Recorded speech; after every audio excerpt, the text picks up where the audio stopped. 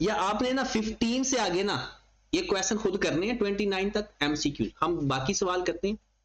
और एक सवाल जो कल हमने एंड पे जाते जाते किया था, ये फातिमा ने बड़ा अच्छा पॉइंट रेज किया है, वो भी मैं आपके साथ डिस्कस कर देता हूं। क्वेश्चन नंबर 17 पे आए जरा। अच्छा, क्वेश्चन नंबर 17 के अंदर हमें लगा था कि क्वेश्चन के अंदर कोई मसला है, हालांकि हमारे पढ़ने में मसला था। देखें यहां पर डाटा गिवन क्या है, at 31 December 2008 the herds are, date कौन सी बताई हुई है, ये जो डाटा बताया हुआ है ये किस दिन का बताया हुआ है, 31 दिसंबर 2008 या 28 या 18 का। ठीक है, अब यहां पर हमने समझा कि शायद यहां पर 2 साल नहीं 3, ये सही लिखा हुआ है। वजह क्या थी, हम इस डेट को मिस कर रहे थे कल। अब जरा देखें इस डेट को, ये एक 3 इयर्स ओल्ड आपके पास 150,000 कौ हैं, इनको खरीदा कब था, 1/1/2008 या उससे पहले। और ये डेट बताई हुई है कि 150,000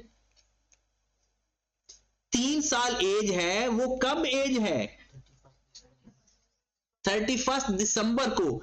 इनकी एज 1/1/2028 को कितनी होगी, और ये डाटा गिवन ही 2 इयर्स है, और ये किस दिन का गिवन है, 1/1/2008 का। तो इस ये डेट आपको ऊपर बताई हुई है कि इस डेट को, ये जो 3 साल है, दिसंबर को ये 3 साल है, और वो खरीदे कब थे, ये खरीदने की या बैलेंस की डेट बताई हुई। फिर जैसे उसने बताया कि आपके पास जनवरी 1 2008 को खरीदे थे, उनकी एज क्या है, 2 साल। ये 2 साल एज कब है, दिसंबर 2008 को। ये उसने इंफॉर्मेशन दी है, खरीदे 1/1/2008 को थे, लेकिन एज की इंफॉर्मेशन किस डेट की गिवन है, दिसंबर 2008 को। तो इनकी 1/1/2008 को फिर एज क्या होगी, 1 साल। तो इसलिए यहां पर आप देखें कि 1/1/2008 को 1 ईयर ओल्ड एज बताई हुई है। तो ये इंफॉर्मेशन उसने हमें दिसंबर 2008 की दी हुई है। ठीक है, तो डाटा सारा ठीक है, तो सिर्फ आपने ना यहां पर ये डेट, ऊपर वाली जो डेट है, इसको साथ कंसीडर कर लें। ठीक है, तो ये क्वेश्चन आपने करना है, क्योंकि मैं एक अच्छा सवाल आपको करवाने लगा हूं। एक वो आए क्वेश्चन नंबर 12 पे, आपने कर लिया था, चलो हम भी कर लें। वो भी एक रिकंसिलिएशन का क्वेश्चन है। बाकी सवाल हमने बुक के सारे कर लिए हैं। बुक की एक रिक्वेस्ट आई है कि इसकी जो रीडिंग है वो थोड़ी टेक्निकल लग रही है, वो मैं आपको अगर अभी टाइम बचता है तो अभी करवा दूंगा, वरना कल मैं कंप्लीट करवा दूंगा रीडिंग इसकी। ठीक है, प्रिपेयर रिकंसिलिएशन, ये क्वेश्चन नंबर 12 है। प्राइस चेंज भी बतानी है और फिजिकल चेंज भी बतानी है, और ये आपको डाटा गिवन है। एक बार मैं रिकंसिलिएशन का दोबारा आपको डिटेल में फॉर्मेट लिखवा देता हूं कि रिकंसिलिएशन आपने करनी कैसे। सबसे पहले ऊपर आपने नाम लिखना है उस कंपनी का, जो भी कंपनी है। नोट्स कहता है तो नोट्स का नाम लिख देना, रिकंसिलिएशन कहता है तो रिकंसिलिएशन लिख देना, जो रिक्वायरमेंट है वो लिख देना, जो रिक्वायरमेंट है वो लिख देना। अगर वो आपसे कहता है ना रिकंसिलिएशन बनाओ, और जो डेट कहेगा उस नीचे उसकी डेट लिख देना। ये डेट लिखना यहां कंपल्सरी नहीं होता, क्योंकि क्वेश्चन के अंदर ही डेट लिखी जाती है, तो यहां डेट लिखो ना लिखो कोई फर्क नहीं पड़ता।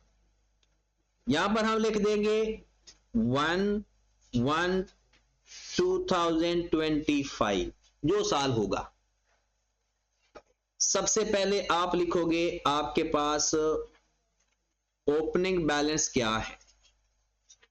याद रखिए उसकी कोई एंट्री पास नहीं होगी, ओपनिंग बैलेंस की एंट्री पास, जितने भी ओपनिंग बैलेंस पड़े हुए उसको fair value less cost to sell पे लिखते हैं।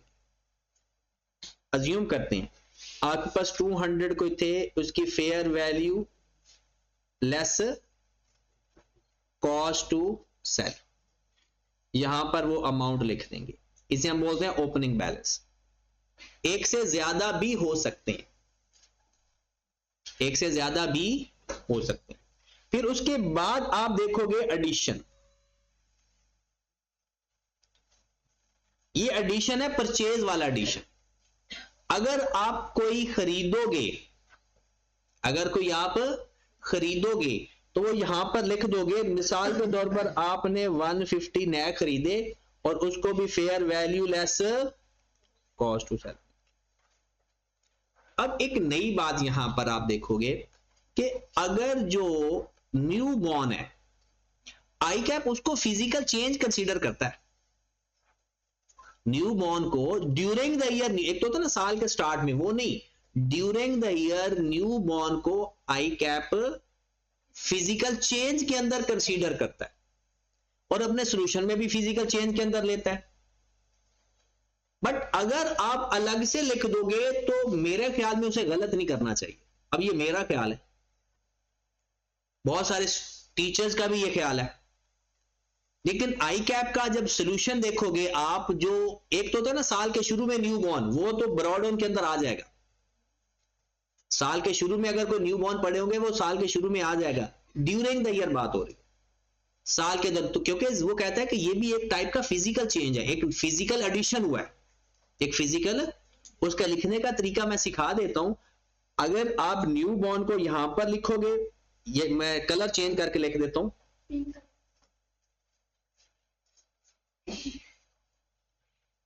न्यू बॉर्न, तो यहां पर हम वो डाटा लिख देंगे। इसका एक प्रेजेंटेशन का तरीका ये है, fair value less cost to sell पे। फिर उसके बाद हम लिखेंगे SOPL, due to price change,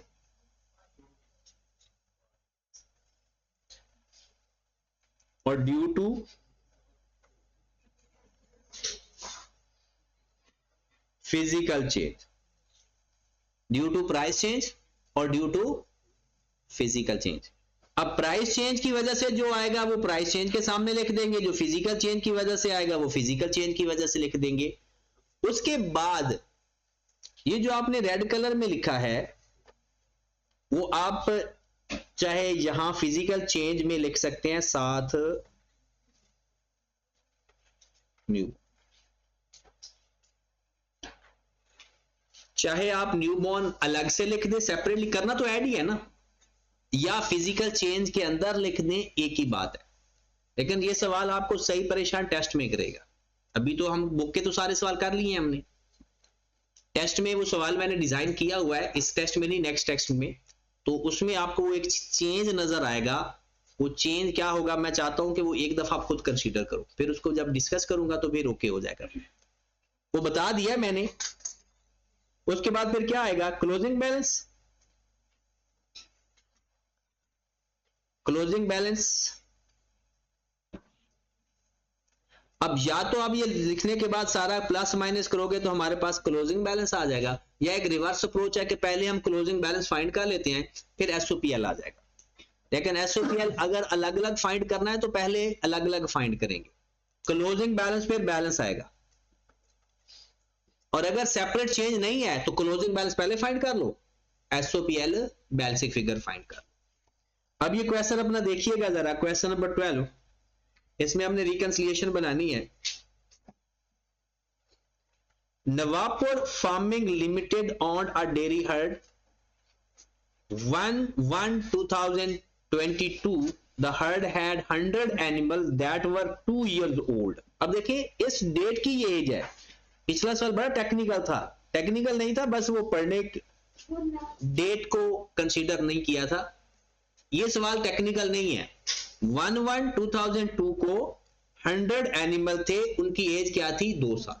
किस डेट को,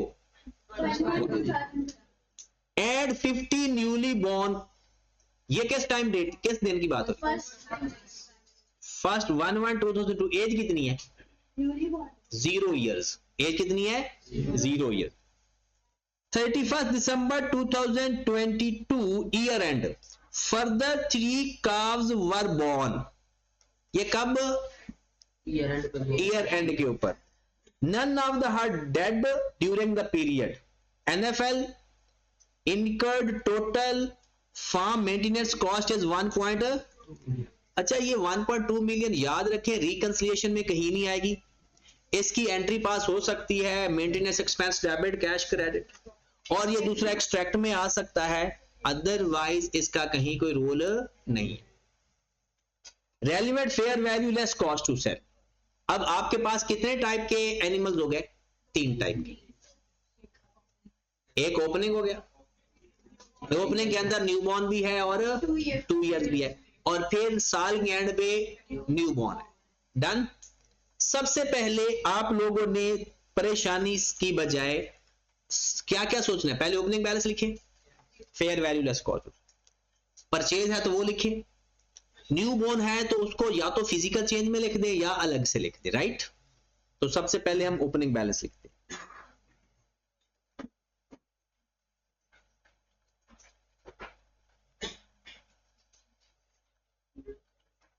ओपनिंग बैलेंस यहां पर लिख लें रुपीज एंड मिलियन या रुपीज एंड 1000, जिस फॉर्म में आपको ज्यादा अच्छा लगे।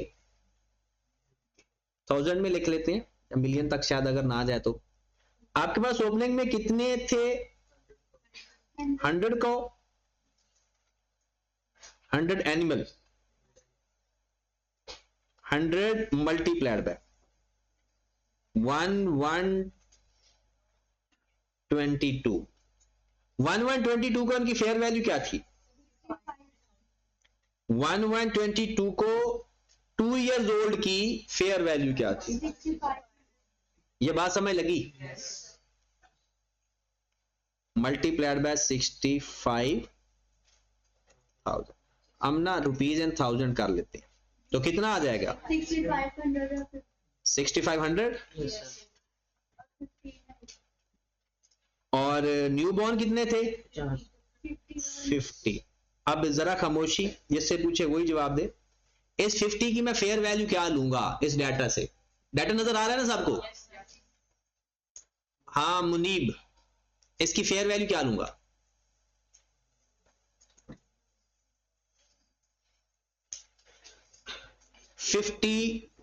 न्यूबॉर्न काव्स की फेयर वैल्यू क्या लूंगा? कब?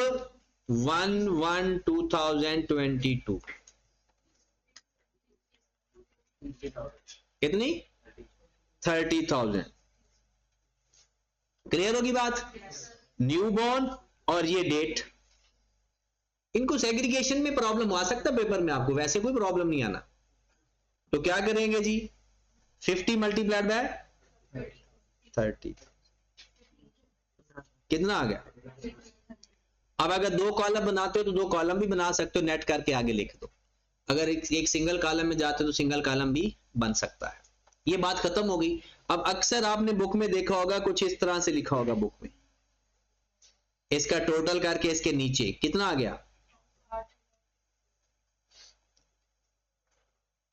उसके बाद एडिशन है इसके अंदर? एडिशन है क्या? एडिशन नहीं है कोई भी। न्यूबॉर्न वो फिजिकल चेंज में ले रहा है। आप न्यूबॉर्न को अलग से लिखना चाहते हो लिख लो, अगर न्यूबॉर्न को अलग से लिखना चाहते हो लिख लो, लेकिन आईकैप क्या करता है? उसको फिजिकल चेंज के अंदर लिखता है। आपने अगर सवाल रेस कर दिया तो मैं बताऊंगा, वरना आपको टेस्ट में मिलेगा वो सवाल। अब आ जाए एसओपीएल, या इसे क्या बोलते हैं? रीमेजरमेंट। ठीक है ना? ड्यूरिंग द ईयर जो फिजिकल चेंज आता है। अब पहला ड्यू टू प्राइस चेंज। जितने भी ऊपर आपके पास पड़े हैं सबके ऊपर प्राइस चेंज अप्लाई करो। जितने भी आपके पास ऊपर पड़े हुए हैं सबके ऊपर प्राइस चेंज अप्लाई कर दो। कितने पड़े हुए हैं? एक 100 मल्टीप्लाइड बाय और एक 50 मल्टीप्लाइड। दूसरा due to physical change, 100 multiplied by 50 multiplied by 3 multiplied. ये 3 कहां से आ गया? जो फिजिकल चेंज है। जो new born during the year. अच्छा, ये साल के एंड पे था, इसलिए साल के एंड पे प्राइस चेंज का इफेक्ट नहीं आएगा, क्योंकि साल के एंड पे हम खड़े हैं और साल के एंड की प्राइस ले लेंगे। साल के एंड पे एक न्यू बॉर्न हुआ है तो उसमें तो फेयर वैल्यू भी उसी दिन की ले रहे हैं, तो प्राइस चेंज होता ना जब टाइम चेंज होगा। हाँ, फिजिकल चेंज है क्योंकि एडिशन हुआ है एक तरह। तो इस 3 को आप ऊपर भी लिख सकते थे और यहां भी लिख सकते हैं, ये आपकी अपनी मर्जी है। हाँ, 1-2 सवाल और इसके देख लेंगे कल, ताकि हमें उसका आइडिया हो जाए अच्छी तरह से कि किस तरह से हमने इसको डील करना है। अभी इसको हमने सिर्फ 3 इसलिए एंड पे लिख दिया क्योंकि साल के एंड पे एडिशन हुआ है एक टाइप का। क्लोजिंग बैलेंस में ऑटोमेटिकली ऐड हो जाएगा। यहां पर क्यों लिखा है? फिजिकल एडिशन ही हुआ, चेंज नहीं आया, 1 से 2 हो गए, चेंज तो आया ना, इसलिए उसको फिजिकल चेंज मान रहा है। आए जरा पहले किसकी बात करनी है? इस 100 की बात करें। लिखना आता है? लिखने का स्टाइल क्या था हमारा? लिखने का स्टाइल सबसे पहले लिखेंगे 1 1 ऐसे ही, फिर लिखेंगे 31 दिसंबर, फिर लिखेंगे 31 दिसंबर 20Y। यही बात है। ये डायरेक्ट भी एक तरीका है, डायरेक्ट वो अच्छे बच्चे को तो डायरेक्ट समझ लग जाती है, लेकिन जो थोड़े से मेरे जैसे बंदे होते हैं वो कहते हैं कि नहीं है कि कोई ऐसा पक्का तरीका हो कि जो भी मर्जी हो, सवाल समझ लगे ना लगे, सवाल का जवाब आ जाना चाहिए। हाँ जी, यहां पर हमने इनकी एज लिखनी है। 1 कितनी एज लिखेंगे? 2 साल। फिर कितना लिखेंगे? फिर क्या लिखेंगे? 3 साल। ये सब के लिए ये एप्लीकेशन है, आप लोग लिख कर लो, बगैर लिखे कर लो, ये आपकी अपनी मर्जी है। 1/1/2002 को 2 साल की फेयर वैल्यू बता दे। यहां से ये 1/1/2002 पड़ा, ये वाला 65,000। फिर 31 दिसंबर 2 साल 75,000। फिर 31 दिसंबर 3 ईयर, ये लिखना आ गया। अब आपके पास जो डिफरेंस आ रहा है भाई, इसके दरमियान में जो डिफरेंस आ रहा है कितने का आ रहा है? 10,000 का। ये प्राइस की वजह से, और इनके दरमियान में कितना डिफरेंस है? 5,000 का। ये फिजिकल चेंज और है किसका? ये 100 एनिमल का। किसका है ये? जवाब आपने ये पहले ही तैयार करके रखा हुआ है, बस फिट करना है। 10,000 इधर लिख दूं और 5,000 हो गया ये। अब बिल्कुल सेम स्ट्रक्चर हमने किसके लिए लिखना है? 50 के लिए। बिल्कुल वैसे ही यहां पर ही लिख लेते हैं ताकि इधर उधर कहीं जाना ना पड़े। पहले हम डेट क्या लिखेंगे? 1/1 0 ईयर लिखे या न्यू बॉर्न लिख ले, आपकी अपनी मर्जी है। क्लास के बाद आ रहे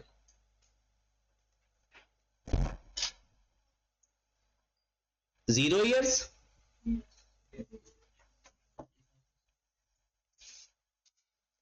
फिर क्या लिखेंगे? 0 ईयर्स। हाँ जी, अब लिख लूं 1 ईयर। पेपर में आगे पीछे नहीं कर देना। पहले क्या लिखना है? पहले टाइम चेंज करना है, एज सेम रखनी है, और फिर टाइम सेम रखा, एज चेंज कर दी। पहले दोनों में क्या किया है?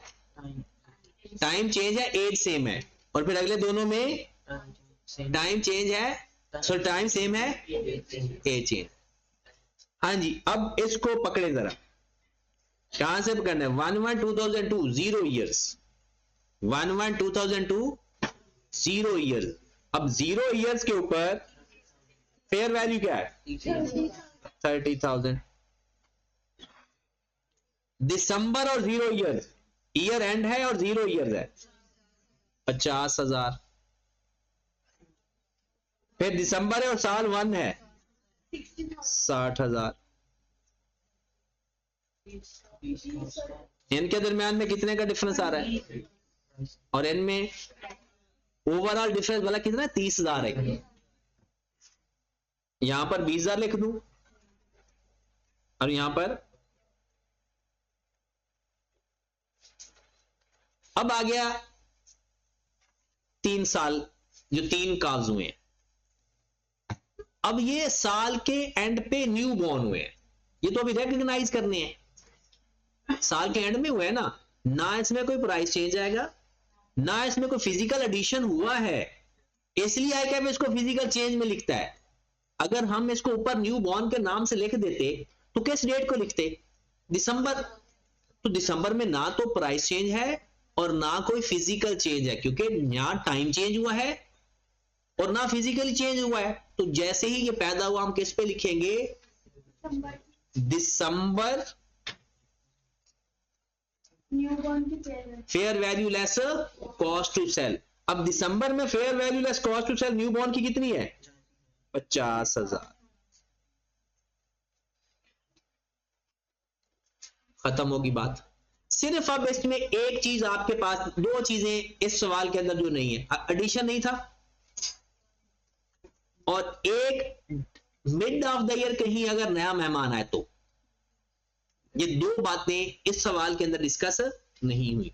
अच्छा, परचेज आ गया तो वो तो ऊपर लिख लेंगे और एंड पे यहां पर परचेज जितने ऊपर नजर आ रहे होंगे ना एसओपीएल के अंदर, वो सारे नजर आने चाहिए जो ऊपर जितने भी करेंगे। अब मैं तो यही कहता हूं कि न्यू बॉर्न का आप ऊपर से अलग एक कॉलम बना लिया, लेकिन आई कैप हमेशा फिजिकल चेंज में ही लिखता है उसको। अब वो आपकी अपनी मर्जी है कि आई कैप की माननी है या अपनी माननी है। हाँ जी, कितना आ जाएगा? 1000। ये कितना आ जाएगा? ये भी 1000। इसका कितना आ गया? 2000। फिर अगले का कितना आ गया? 5000। फिर कितना आ गया? 500।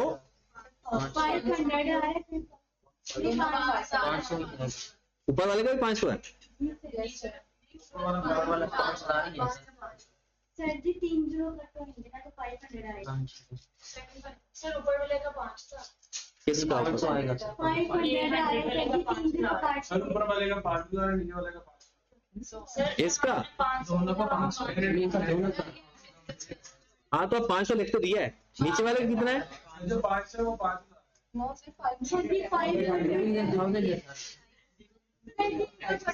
500 ही है। और यार 5000 को 3 से निकाल के 5 को 100 से मल्टीप्लाई कर दो। 500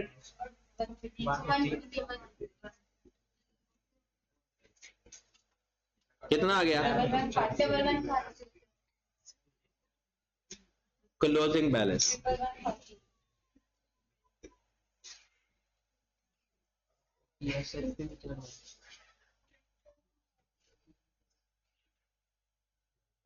कितना आ गया? 111। ये आपको इसे बोलते हैं रिकंसिलिएशन। ये आपकी रिकंसिलिएशन। इसे नोट्स कहें, रिकंसिलिएशन करें, डिस्क्लोजर्स कहें, एक ही बात।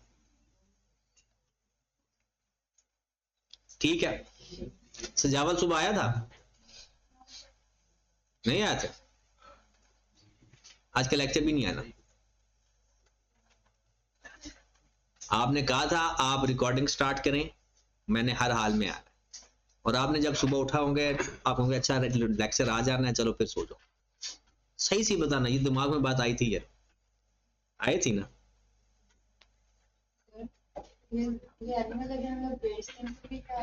सॉरी,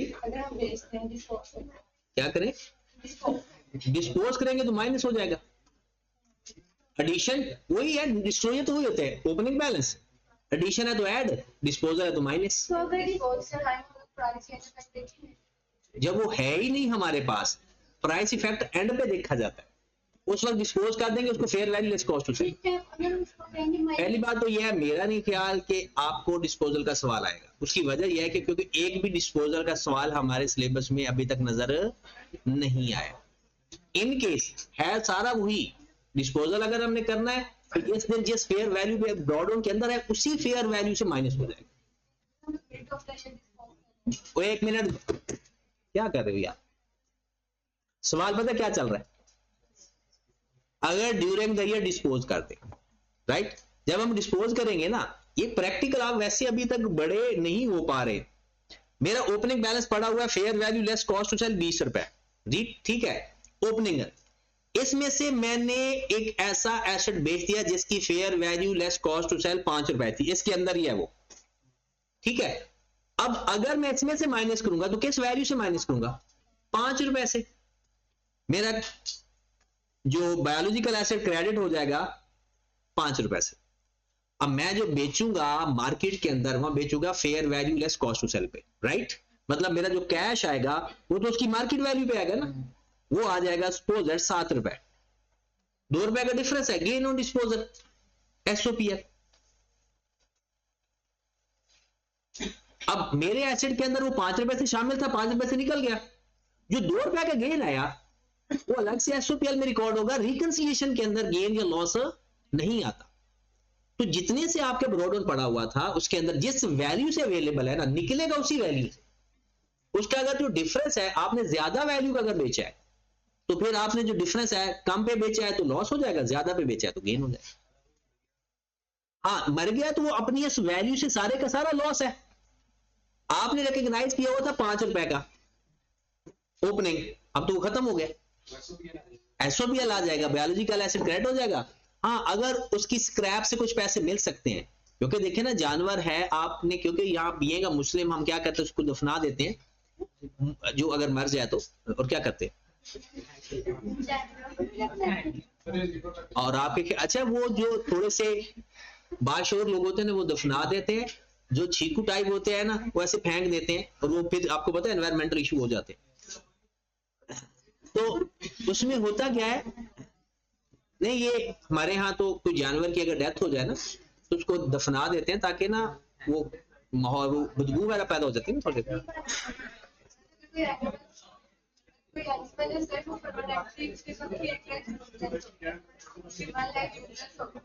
एक मिनट भैया, सवाल तो सुनने दिया करो, आप रोलर डाल देते हो। हाँ,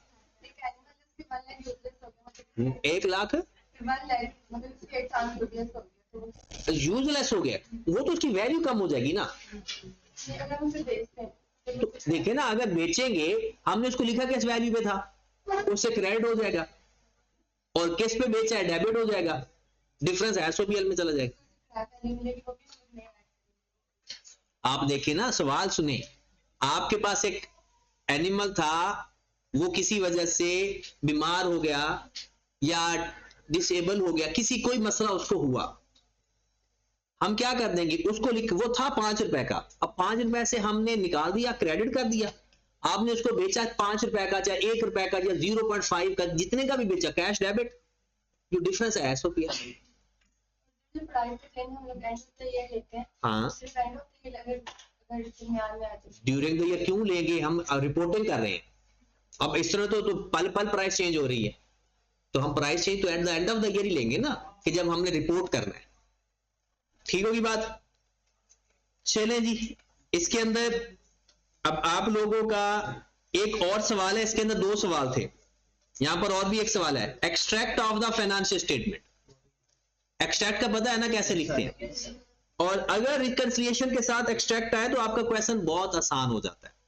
अगर रिकंसिलिएशन, उसकी वजह ये है, ये क्लोजिंग बैलेंस किस चीज का है, ये क्लोजिंग बैलेंस किसका है, बायोलॉजिकल एसेट्स का। और ये जो सुहेब, मैं पढ़ा रहा हूं तो उल्लू का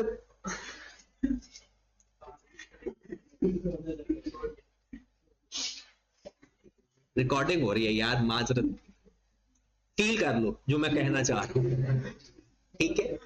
नहीं करना पड़ेगा, जो मेरी बात सुनी में है ना वो फील वाली है।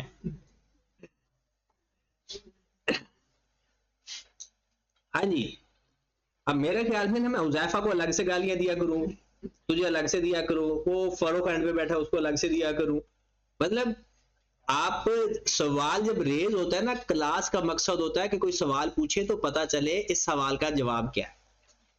अब 3-4 सवाल रेज हुए थे कि एक डिस्पोज हो जाए, एक यूजलेस हो जाए, इस तरह के सवाल रेज हुए। अब सवाल ये रेज हो रहा है कि अगर हम जब एक्सट्रैक्ट बनाते हैं तो एक्सट्रैक्ट बनाते वक्त आप लोगों ने बायोलॉजिकल एसेट्स लिखने हैं ना, आपके पास ये अगर रिकंसिलिएशन है, हम एक्सट्रैक्ट में क्लोजिंग बैलेंस लिखते हैं या ओपनिंग लिखते हैं?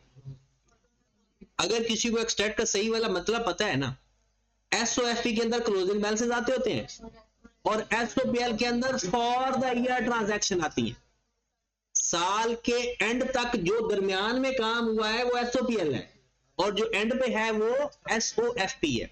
अगर मैं यहां पर छोटा सा एक्सट्रैक्ट बनाऊं तो पता है कि ये मेरी अमाउंट एसओएफपी की पड़ी हुई है, सिर्फ ये अमाउंट एसओएफपी में आएगी। और 2000 और 1150 ये किस में आएगा?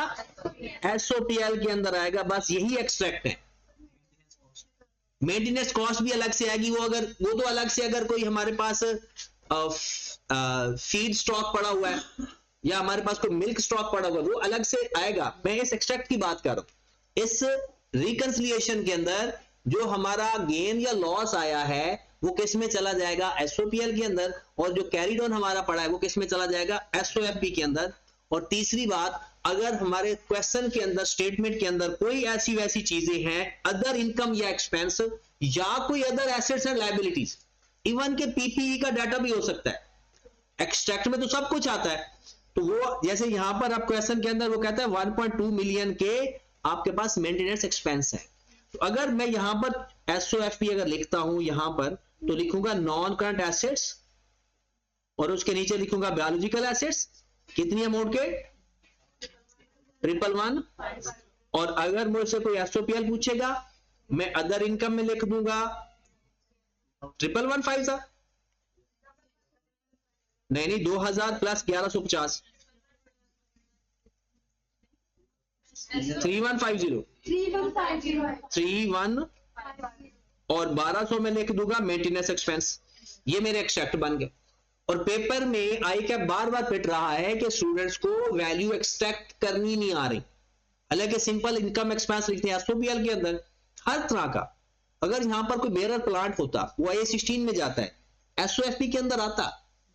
कोई पीपीई पड़ा हुआ है वो भी आता, क्योंकि ये किसी स्टैंडर्ड का एक्सट्रैक्ट नहीं होता, ये होता है एसेट्स का, लायबिलिटीज का, इनकम का और एक्सपेंस का। ठीक होगी बात? तो अगर आप इसका नीचे, ये हमारे पास एक एक्सट्रैक्ट था और ये एक्सट्रैक्ट उसने कहा था ये आपके पास नॉन करंट एसेट का पड़ा हुआ है, ये 3150 है और ये 1200 उसने नेगेटिव लिख दिया और ये पॉजिटिव लिख दिया। और आपको याद होगा मैंने आपको बताया था कि आप दोनों में से किसी को मर्जी को एक को नेगेटिव लिख दिया करे और एक को अगर इनकम और एक्सपेंस है तो।